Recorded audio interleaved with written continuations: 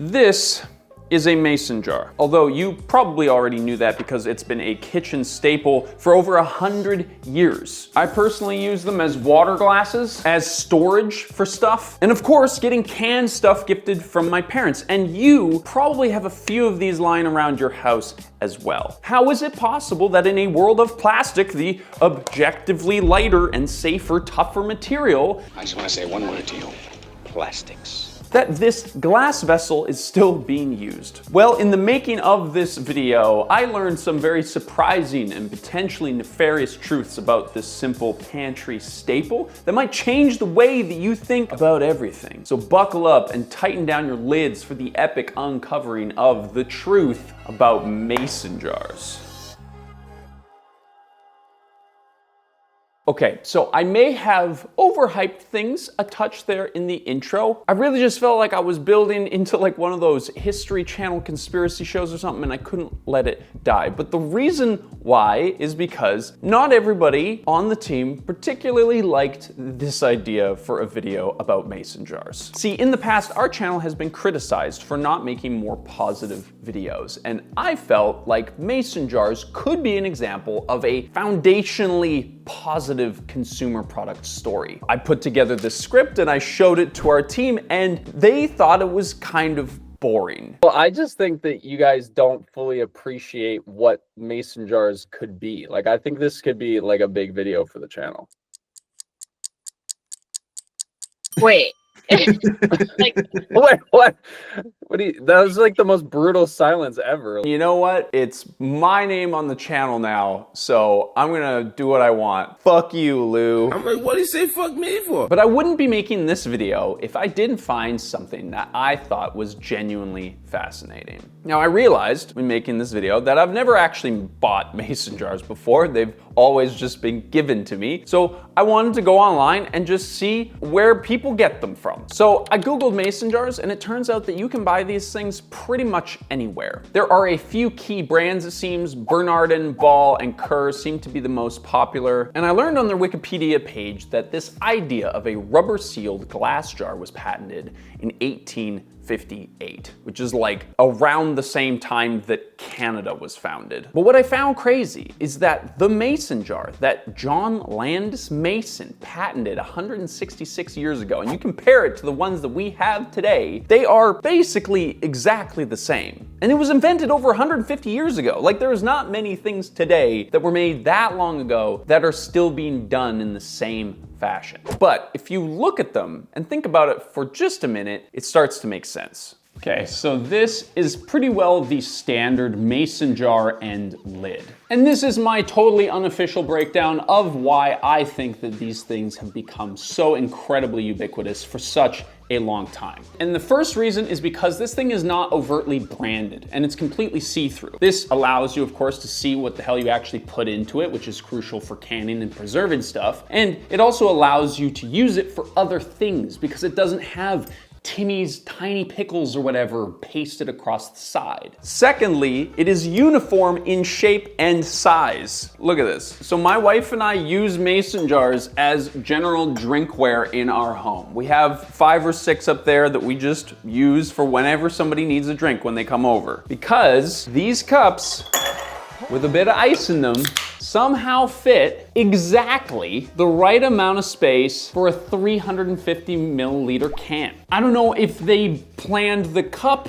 around the standardized canned beverage size or what, but it just happens to work perfectly. I don't know why I pulled out 2. So this is the 16-ounce size, and they go all the way up to 64 ounce and all the way down to 4. I haven't been able to find any of the 64-ounce ones, but I would definitely get some if I had the opportunity. But here's the truly brilliant part about their sizing. All of these different jars use the same lids. In our pantry, we just have a bin full of lids. And in here we have small rings with small lids and big rings with big lids. And these 2 lid combinations will fit any mason jar that you want. And what I find crazy is that these 166-year-old mason jars solved a problem that we in 2025 can't seem to figure out, right? I bet you any money right now that your Tupperware is filled with a bunch of lids that don't match the containers, or you have a bunch of containers with no lids for them. And this simple system solves all of that. Now, this may be a bit of an aside here, but I feel like I want to illustrate where this has gone a bit off the rails. I bought some glass containers from a thrift store that had no lids with them, with the idea that I would just go online and buy more lids and save some money. The only options that I could find for the brand that I needed to buy from were randomized packs of lids that didn't match the set that I had bought, and they were surprisingly expensive. I'm not kidding you, we found them, they were $16 for 2 plastic lids. It has gotten to the point now where even if a company makes something that's long lasting and decently made, they have to gouge you in some other way to keep making a profit. But somehow, mason jars have not succumbed to this pressure. Which brings me to my third point, which is that these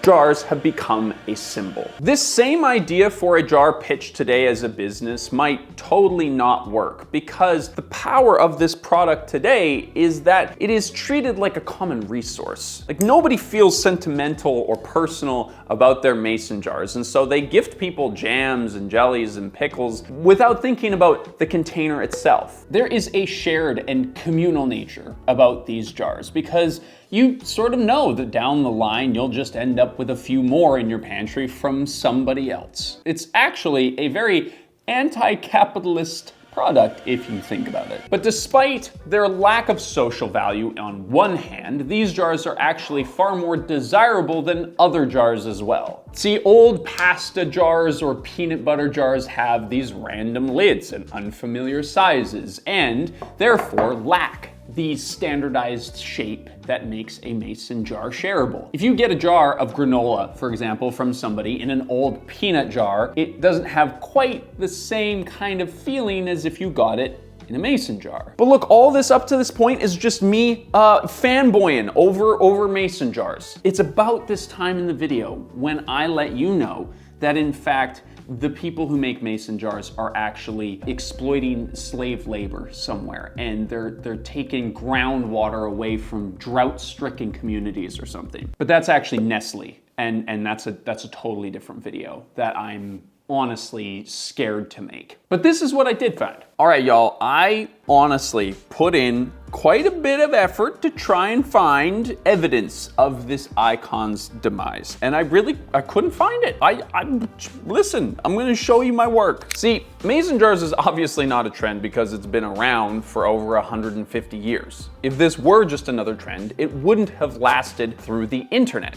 But even that couldn't ruin it. Google Trend has its peak back in 2016, and it's not like they've started releasing Disney collab collections or something since then. And this is honestly maybe one of the weirdest parts, is that there isn't just one company. It's not like mason jars are made by mason jars and it's some giant monopoly or whatever. Like, I would have thought that at some point throughout history, one of these companies would have just bought out or sued the others into dust so that they could have that monopoly, but that hasn't happened. We found at least a dozen companies that make this kind of jar right now. But the biggest of them all by far is the Ball Corporation, which was the first to produce these containers en masse and were quickly the largest producers of them in America. But not only are they not just suing each other or something, they are actively all working within the same shape and design principles that make the vessels great and ubiquitous. Probably because they know that that is the thing that makes them so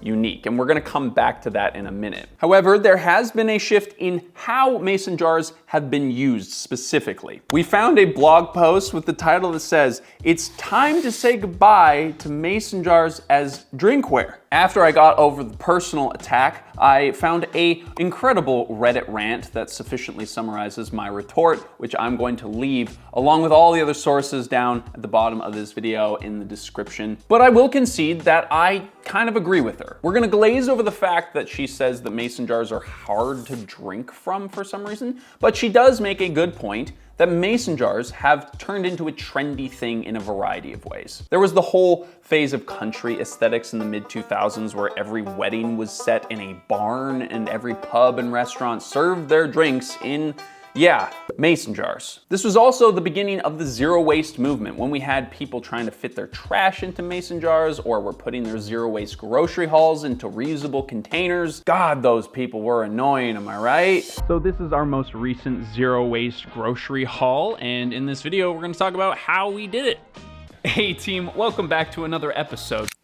I've been on the internet for a long time, you guys. And as we said before, that was kind of the peak of mason jars' prominence online. But this wasn't like other trends that we've covered in the past, like water bottles, where trends come and go within a year sometimes. And at this point, I was pretty convinced. I was ready to just like wrap it up and like, you know, put it away as confirmed. I'm great, mason jars are great too, let's frickin' be done with it. But we did find one other article that was somewhat negative about mason jars. And it was even weirder, actually. It's called Common Issues with Mason Jars That You Shouldn't Let Fly Over Your Head. One of my favorite lines in this is that the main issues with mason jars is that they are very slippery when wet and they are not insulated, which is just how glass things are usually. Additionally, they can be difficult to pour from, and some mason jars have harmful chemicals in their lids. Now, the rest of the article lists some solutions, like making sure that you're wearing protective footwear when you are using mason jars, which is brilliant. That there are a number of ways to pour from a mason jar with simple tools,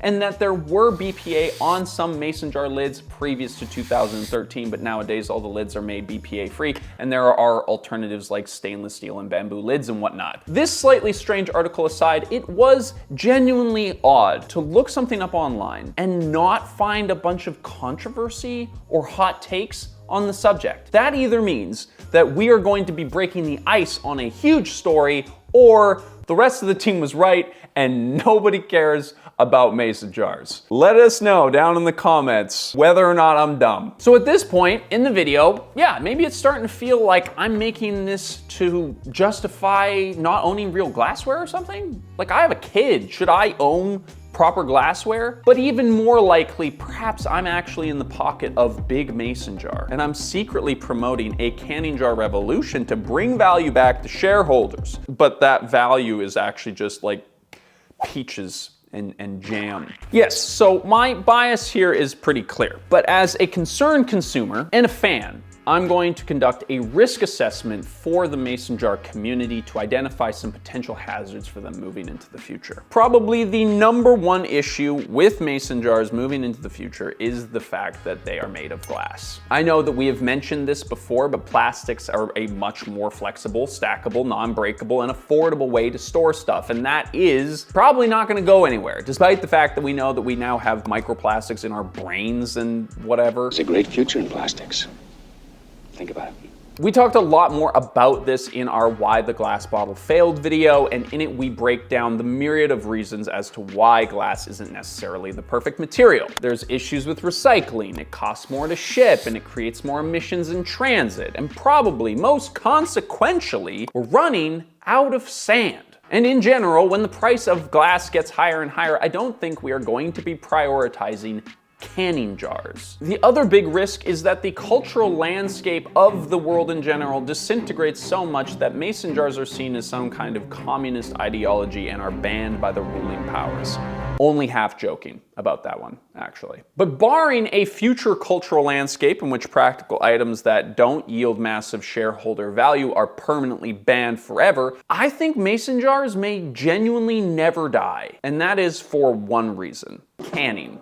Listen, I know it's kind of boring and homesteady or whatever, but like, bear with me. These jars are a part of our fundamental human need to eat. There are a bunch of different ways to preserve food, but the mason jar is one of the best, and it keeps coming back. As this Smithsonian article put it, the mason jar comes back around at certain pinch points in human history. During wartime, canning was encouraged by the government to help with food security. This trend faded as soon as industrialization took over, and these practices were basically forgotten as everything was suddenly being eaten out of a factory-produced can. But then it surged again in the 70s and 80s with the countercultural movement. And then, of course, most recently, we had the pandemic. There was a higher than average spike in searches for canning in 2020, but I also found this graph to be super interesting in the fact that every year there is this wave of searches around canning season. Interestingly though, if you look at the search for how to can at home, it seems like people are still pretty interested in this old-timey practice. And I don't know, maybe it's weird or whatever, but it's kind of reassuring or optimistic for me that people are going back to basics and learning how to preserve their own food. And the fact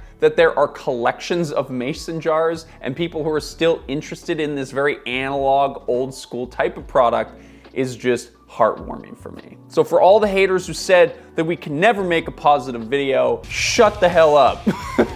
Because we found one and we delivered it. God, I love mason jars. If you like the kind of content that we make on this channel, we're hoping to make more of it, and all your support helps us do that by liking our videos, subscribing to the channel, supporting us on Patreon. If you haven't heard the pitch, our Patreon is an amazing community where we produce a full production podcast for the folks over there. It's an awesome piece of content that I'm genuinely proud of, that we put a lot of effort into, that I think is really entertaining and interesting. I always hate it when a Patreon page has some kind of bonus content that just sucks, right? Like they would never post this to the real world, but they're posting it here on Patreon because they know they don't have to put in as much effort. And that's not what we did. We specifically made this podcast because we wanted to trial different ideas and hear your feedback, and also keep a bit of that energy going between me and our editor and our producer here for the channel. So if you like what we're doing, check us out down there.